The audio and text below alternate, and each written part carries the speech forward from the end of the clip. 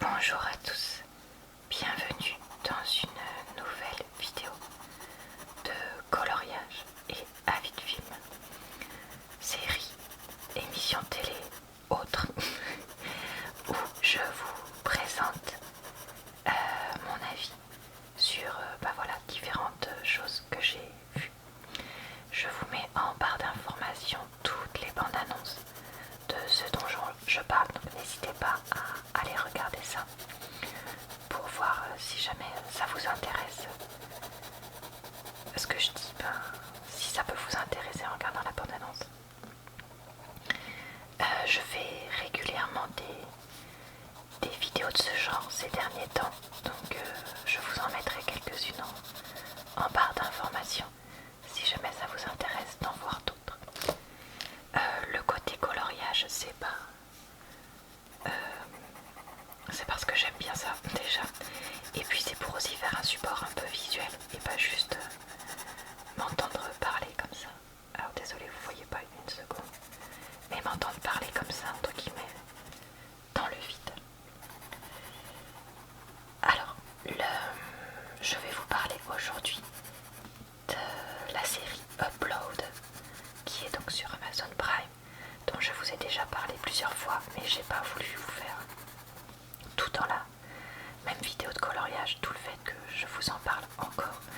Je vous avoue que mon petit passage maintenant est préenregistré, mais j'espère que ça ne vous gênera pas, au contraire, pour éviter de ne pas trop vous lasser à vous parler tout le temps de la même chose.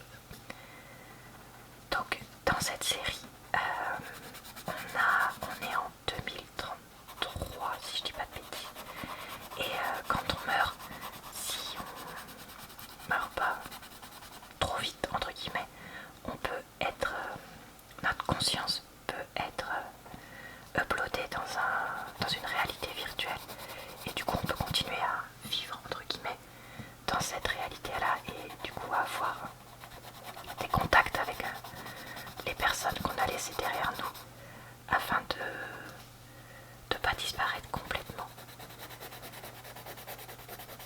Alors je vous laisse quitter la vidéo, ou avancer plutôt, peut-être, si vous voulez pas avoir la révélation sur un certain nombre d'épisodes, puisque moi je vais parler de l'épisode 8 sur 10 de la saison 1. C'est bon, je considère que si vous êtes encore là, c'est que ça vous intéresse. Alors, j'ai plutôt bien aimé l'épisode 8 parce que c'était pas trop tourné sur l'amourette entre guillemets entre Nora, l'employée d'Horizon, donc la société d'Upload, et Nathan l'Uploadé. Certes, il y en a encore un petit peu, mais ça restait pas la chose principale. La chose principale, c'est que il commence à vraiment y avoir beaucoup d'eau dans le gaz entre Nathan et Ingrid, et que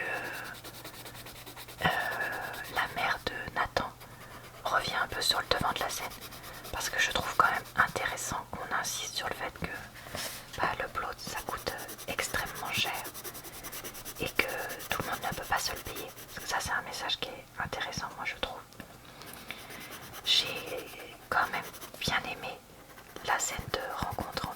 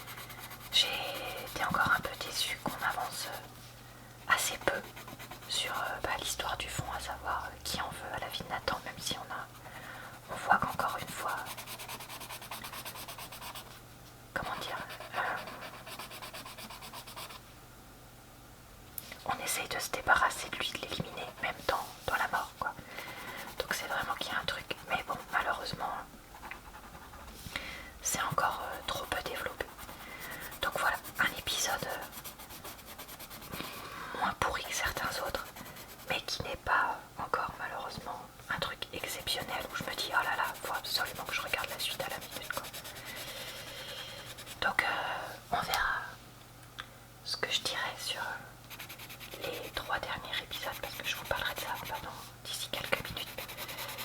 Non, les 2 derniers épisodes, pardon, d'ici quelques minutes, et puis je vous donnerai aussi un avis un peu global sur cette saison. Mais ouais, je reste plutôt mitigée. Maintenant, je vais vous parler d'un film qui s'appelle Palm Spring. Palm Spring, je sais jamais comment on prononce ça. Alors, c'est un film qui a le même principe qu'un jour sans fin, c'est-à-dire que c'est la même journée qui recommence à l'infini. On suit 2 personnages dont j'ai oublié le nom, vu que ça fait déjà quelques jours que j'ai regardé ce film, voire même peut-être plus d'une semaine, je sais même plus. Et un homme et une femme, et au début on suit le jeune homme qui lui vit la journée. Ensuite il entraîne par mégarde la jeune femme avec lui, et elle aussi elle va se mettre à revivre les journées à l'infini. Donc ce film, c'est en fait un film d'amour, puisqu'il y a une histoire d'amour entre les 2 personnages principaux. Et qu'est-ce que j'en ai pensé? Et bah franchement, je l'ai trouvé pas mal, sauf le premier quart d'heure. Je ne sais pas pourquoi. En gros, le premier quart d'heure de film, jusqu'à ce que la boucle commence, c'est-à-dire que on se remette à vivre la même journée, c'est nul, mais vraiment gnangnan au possible. Mon chéri, parce qu'on l'a regardé ensemble, me disait mais c'est nul, on arrête et tout. Je lui dis bah attends, je voudrais quand même voir la boucle se remettre en place, voir ce qui se passe, etc. Et en fait, à partir du moment où ça a lieu, ça y est, le film démarre et devient intéressant. Mais alors avant ça, je vous le dis, pour que vous accrochiez aussi, tenez le premier quart d'heure, parce que le reste est bien mieux que ce que cette première boucle peut vous... Enfin, oui, ce premier quart d'heure peut vous faire croire. Après, c'est un film qui est pas mal parce que justement ça fait réfléchir sur la vie, l'intérêt porté à la vie, à la mort, l'amour, les relations entre frères et sœurs. Enfin, comment dire, ce qui est intéressant, c'est qu'au final les 2 personnages sont pas la réussite incarnée, on va dire ça comme ça. Justement, c'est des personnages assez normaux, et on va voir que petit à petit, le message globalement c'est comme que même si t'es monsieur, madame, rien du tout, on va dire ça comme ça, et tu peux quand même tenir à la vie, et la vie c'est quand même intéressant, etc. Donc voilà, j'ai franchement un film assez inattendu, et puis un petit peu à huis clos, parce que on est quasiment tout le temps avec donc ces 2 personnages principaux, même s'il y a quand même quelques personnages secondaires, heureusement, parce que c'est pas comme l'autre film d'amour là qu'on avait regardé où il y avait 0 personnage secondaire et où du coup c'était un peu chiant. Là franchement vraiment pas mal du tout. Je crois que la note c'est... En fait j'ai du mal à vous donner un avis plus constructif, non, plus construit peut-être, parce que constructif ça c'est encore autre chose, mais plus construit, parce que c'est le genre de film un peu plus dans le ressentiment que dans l'histoire ou le comment dire, l'action, des choses comme ça. Et du coup c'est vraiment un film qu'il faut ressentir, si je peux dire ça comme ça.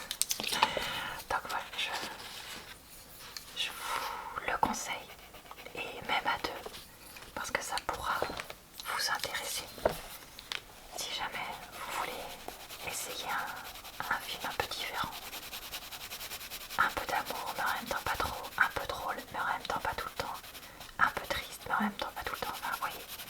Voilà, si vous voulez voir un peu autre chose que d'habitude, n'hésitez pas à regarder celui-là. Alors je vais maintenant vous parler de l'épisode 9 de Upload. Donc dans cet épisode, il y a une mise à jour qui est programmée dans le Upload. Et suite à cette mise à jour, Nora, l'employée de Horizon, se rend compte que elle pourra restaurer probablement la mémoire de Nathan et donc savoir pourquoi il qu'est-ce qui s'est passé, peut-être pourquoi il a été tué, etc. Donc voilà, cet épisode était pas trop mal parce qu'il commençait enfin à se passer vraiment des trucs, que ce soit la chef qui commence vraiment à dire ça va pas du tout, et puis il y a une espèce de fête de Noël qui est assez marrante parce que la chef est assez hilarante dedans. On se rend aussi compte que Ingrid n'est pas blanche comme neige en fait dans la mort de Nathan, même si on nous dit précise pas encore quoi. Et qu'est-ce que je voulais dire? Et en fait Nathan quitte Ingrid, donc ça, gros changement là-dedans. Il décide d'aller chez les 2 gigas et donc pour ne plus être dépendant d'Ingrid. Donc ça c'était pas mal. Donc franchement un épisode avec pas trop d'amourette à la neuneu. Donc ça c'était bien, on a bien apprécié. Bon, il y a les scènes où Nora fait semblant d'être amoureuse de, je sais plus comment il s'appelle, Tyrone, un truc comme ça. Le gars avec qui elle avait couché quelques fois, mais bon, ça c'était un peu lourd, mais ça passait encore.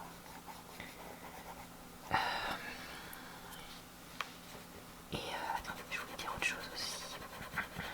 Ah oui, là quand elle le rejoint, parce qu'elle pense qu'il reste réveillé pendant le truc Horizon, je sais pas quoi. Ça c'est pas mal. Alors d'ailleurs ça c'est pas très clair parce que elle dit annuler endormir le patient pour qu'il se rappelle de trucs, mais en même temps pas l'endormir. Enfin bref, j'ai pas trop compris son plan. J'ai l'impression qu'ils ont fait une double négation. Mais bon, c'est peut-être juste moi qui ai pas compris. Hein. J'ai pas la science infuse non plus. Ça c'est sûr. Donc voilà, donc cet épisode-là, pas trop mal du tout. Je vais peut-être pas dire pas trop mal du tout, c'est peut-être exagéré. Mais voilà, enfin un épisode assez intéressant contrairement à d'autres dans cette série. Je vais maintenant vous parler du film Jack Reacher numéro 2, c'est Never, je sais plus quoi le titre, le sous-titre pardon, de ce film. Alors en fait il est sorti en 2016, donc ça fait un moment déjà qu'il était sorti. Je me rappelle avoir vu le 1, mais le 2 honnêtement, même après l'avoir re-regardé ce soir, je me rappelle pas si je l'avais déjà vu, mais bon, c'est pas grave. Donc l'histoire c'est Jack Reacher qui est donc un ancien militaire, maintenant retraité, qui se retrouve au cœur d'une affaire de l'armée où donc des soldats ont été tués et on ne sait pas pourquoi, on ne sait pas par qui, et il va aider le major qui est accusé à tort à être innocenté et à découvrir avec elle qui a tué donc ces hommes en Afghanistan. Donc un film d'action. Alors qu'est-ce que j'ai pensé de ce film? Écoutez, il était sympa mais pas exceptionnel. Ce que j'ai bien aimé, c'est que j'ai trouvé qu'il y avait plus de scénarios que dans les films habituels du genre. Là on a quand même une vraie histoire, un minimum complexe, mais sans faire trop complexe pour rien, n'est-ce pas? On repense tous à Tenet qui faisait complexe pour rien. Donc là non, c'est pas le genre à faire complexe pour rien, mais c'est pas non plus le scénario écrit sur un timbre-poste comme on dit dans le milieu pour ce film. Voilà, c'est le bon compromis entre les deux. Bah du coup ça a réveillé mon ordinateur. Ah, je crois que j'ai appuyé sur la barre d'espace peut-être avec le guide coloriage. Bon bref. Donc écoutez, moi j'ai trouvé ça pas de scènes d'action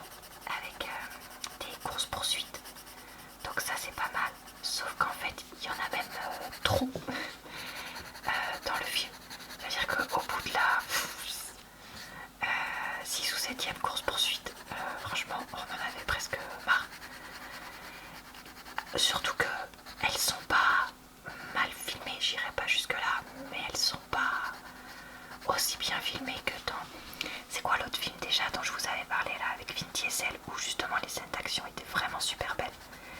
Je sais plus, mais voilà. Vous voyez, je les ai trouvées moins jolies dans ce film là et presque trop nombreuses, et du coup ça devenait un peu lassant. J'ai trouvé bien qu'ils mettent en avant le côté femme forte de l'armée qui est capable de commander, etc. Mais malheureusement, à part une scène où elle dit j'ai dû me battre, la major là, non, Gillette, pardon, je sais pas si vous avez compris. Donc à part une scène où elle dit oui, j'ai dû me battre contre tous ces machos dans l'armée, etc. Bah, en fait, on nous en parle pas plus. Et donc ça, j'ai trouvé ça dommage, parce que je pense que ça aurait pu être vraiment plus exploité, mais malheureusement ça ne l'a pas été. Donc bah tant pis, hein, mais bon, j'aurais bien aimé qu'on nous en mette plus sur ça. Donc voilà, globalement, est-ce que je recommande ce film? Oui, si vous aimez les films d'action. Après, est-ce qu'il est indispensable de le voir? Non. Mais si, comme nous, vous avez rien à voir un vendredi soir, et ben je pense que ça se regarde tout à fait. Voilà. Et au fait, c'est aussi un film qui est relativement tout public, hein, franchement. Au-dessus de 10-12 ans, on peut le regarder sans problème. Il n'y a pas de choses très choquantes dedans. Donc voilà, sachez-le aussi si vous avez des enfants avec vous. Je vais maintenant vous parler de la série Goliath, dont j'ai vu le premier épisode de la première saison. Donc cette série porte sur un avocat dont j'ai oublié le nom du coup, puisque vous le savez, j'ai pas la mémoire des noms, et donc il va me falloir au moins 2 ou 3 épisodes avant de le retenir. Mais bon, vous me pardonnerez. Qui a une cinquantaine d'années, qui avant était un avocat brillant et qui maintenant accepte des cas un peu pourris, qui est divorcé, qui a une fille adolescente, etc. Et qui vit genre à Miami ou quelque chose comme ça, vu le climat qui nous est présenté. Et donc cet avocat traite des affaires un peu des petites affaires basiques quoi. Et une femme vient lui proposer de s'occuper de l'affaire qui tourne autour de la mort de son frère. Et son frère est mort dans une explosion sur un bateau. Il y a 2 ans, 3 ans, quand la série commence. Et donc il va accepter de prendre cette femme en cliente. Alors, qu'est-ce que j'ai pensé de ce premier épisode? Eh bien, écoutez, je pense pas être le public visé par cette série, parce que clairement je pense, vu le personnage principal et la façon dont c'est filmé et l'âge des personnages dans la série, que c'est une série qui est plutôt pour les personnes qui ont une quarantaine, cinquantaine d'années. Mais pourtant, bizarrement, ça m'a plutôt bien plu, parce que je trouve que pour l'instant c'est pas trop mal tourné, dans le sens où c'est une série qui est assez réaliste. Voilà, l'avocat, il a pas une vie exceptionnelle. Ça se passe pas forcément hyper bien avec son ex-femme et avec sa fille, etc.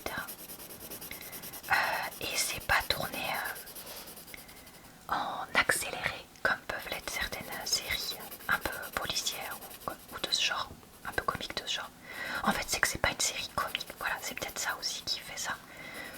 C'est plus une série un peu dramatique, parce que des fois dans les séries comme ça, ils veulent faire un côté comique et du coup ils vont faire tout pour mettre des espèces de gags ou pour faire des parties un peu accélérées où ils vont tourner chaque épisode sur un truc particulier. Après ça peut quand même faire des très bonnes séries, hein, c'est pas ça que je dis, mais c'est juste que là, le fait que ce soit pas du tout une série comme ça, c'est un peu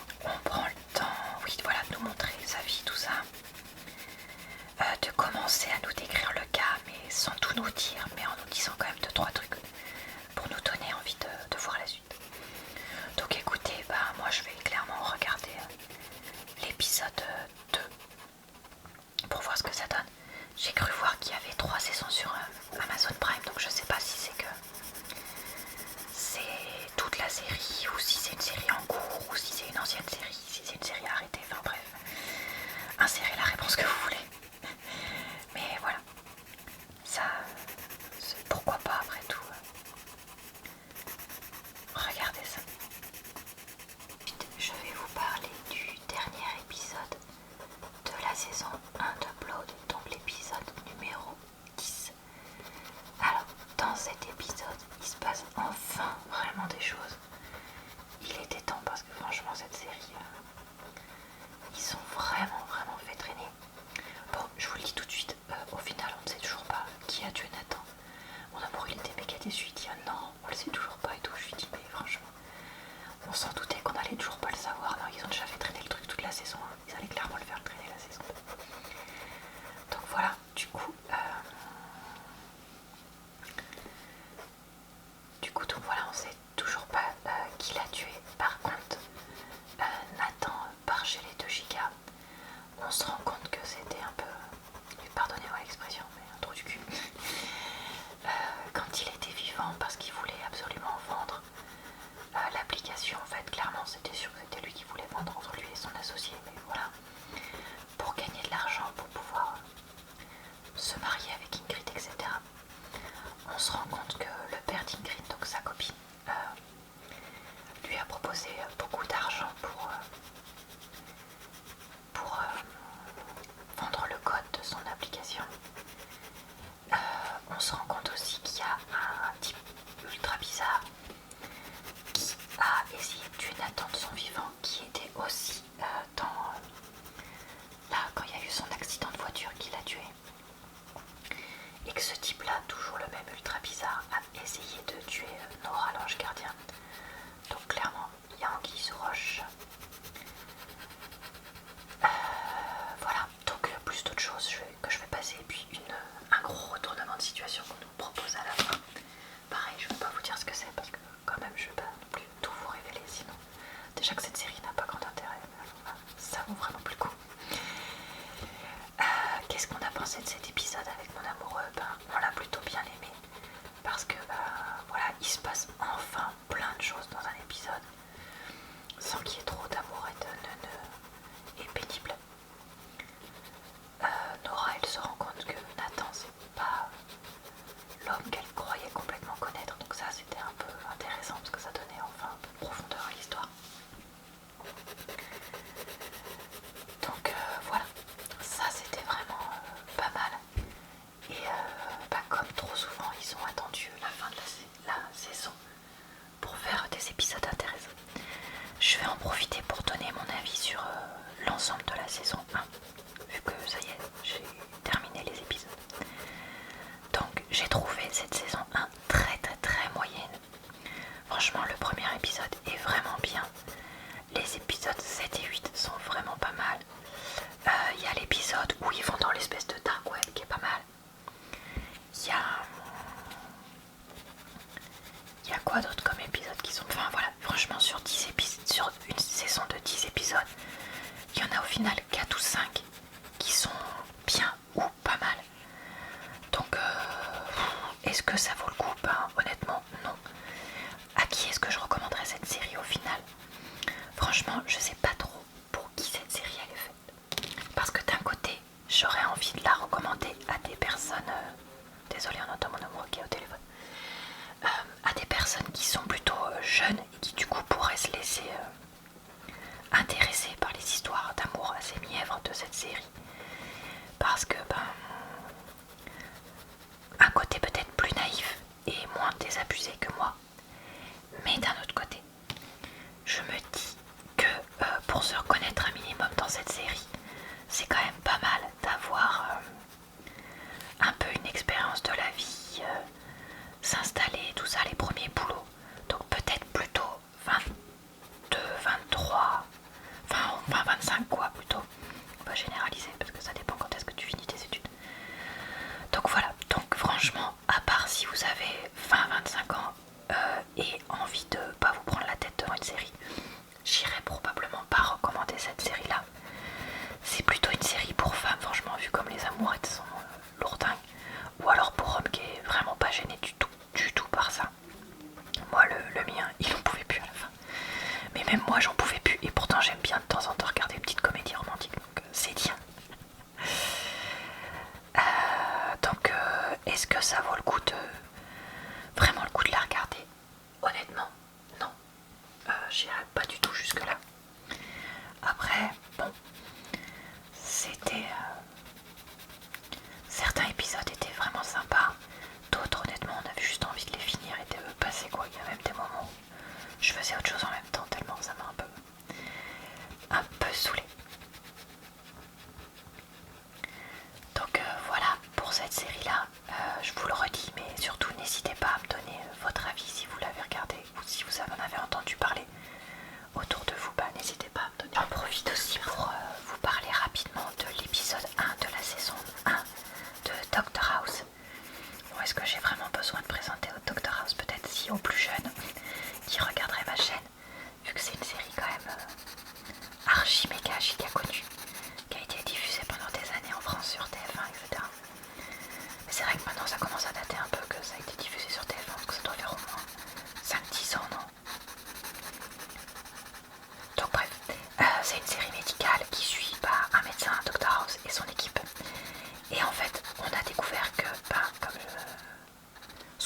ce moment, la saison est disponible sur Amazon Prime, enfin pas tout, mais une partie de la série est disponible sur Amazon Prime. Et on s'est dit, bah, quand on n'a rien à regarder, qu'on est en train de manger, ça peut être pas mal de regarder ça. Donc on a regardé l'épisode 1 et ben écoutez, ça fait tout bizarre de les voir aussi jeunes les acteurs et de voir, parce que comme ça a été tourné en 2005, ces premières saisons, ça fait tout bizarre aussi de voir à quel point les habits, le maquillage, etc. fait tellement 2005. C'est presque une plongée dans le temps. C'est à la mode un peu en ce moment, le début des années 2000, je crois. Enfin, je crois, hein, parce que moi, vous savez, comme je suis pas trop les modes, je suis pas trop au courant, mais j'ai l'impression que c'est un peu en train de revenir à la mode. Et ben écoutez, vous regardez Doctor House, il n'y a plus qu'à appliquer quoi après. Donc voilà. Donc c'est rigolo. Et puis, bah, comme c'est du début du Doctor House, c'est très sympa. Alors à chaque fois qu'il y avait, j'ai oublié comment il s'appelle le personnage, et le médecin noir qui parlait, on disait avec mon chéri, c'est un lupus, vu qu'il dit tout le temps, c'est un lupus. Donc on a bien rigolé. Donc si jamais vous aussi vous avez Amazon Prime et que ça fait un moment que vous ne les avez pas vus, et que comme nous, ça vous fera rire de les revoir, bah n'hésitez pas, parce que après tout, hein, pourquoi pas faire cette petite plongée dans le passé. Mais ouais, je pense que ça fait au moins 10 ans que c'est passé à la télé en France, voire plus. Donc écoutez, ça nous rajeunit pas tout ça.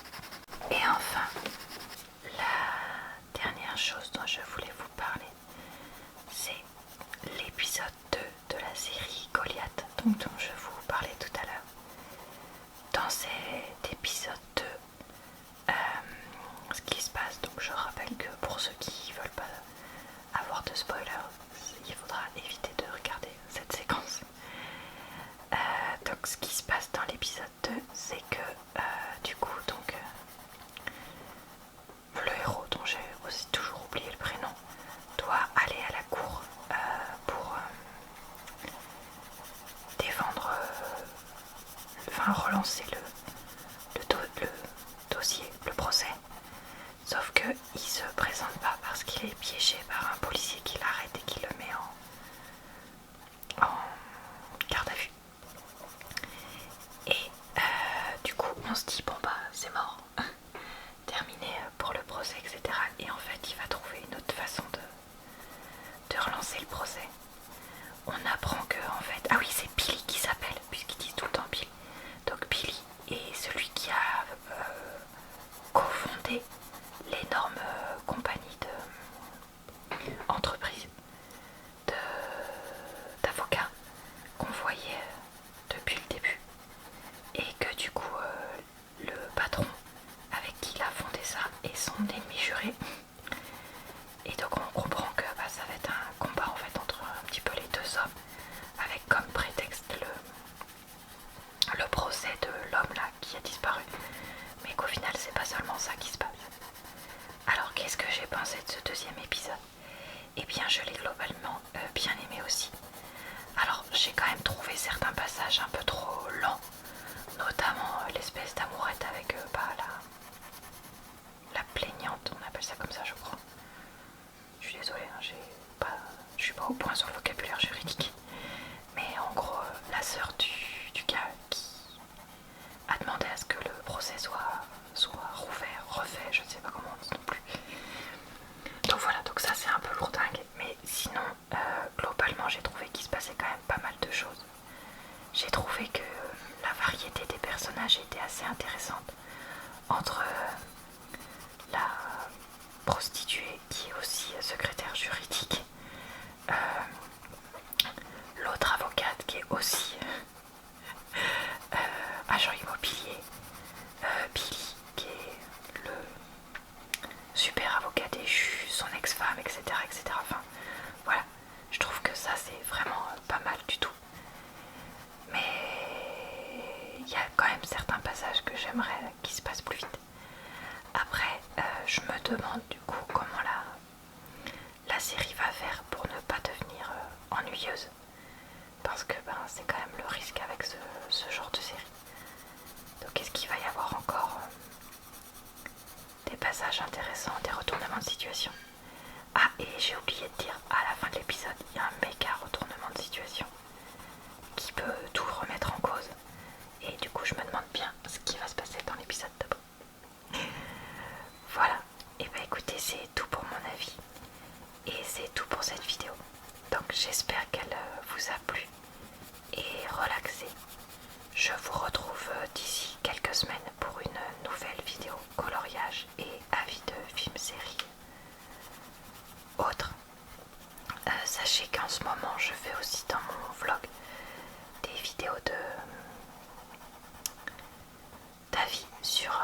la saison 2 de The Boys, la série Amazon Prime, et que je fais parfois des avis sur d'autres choses que je regarde,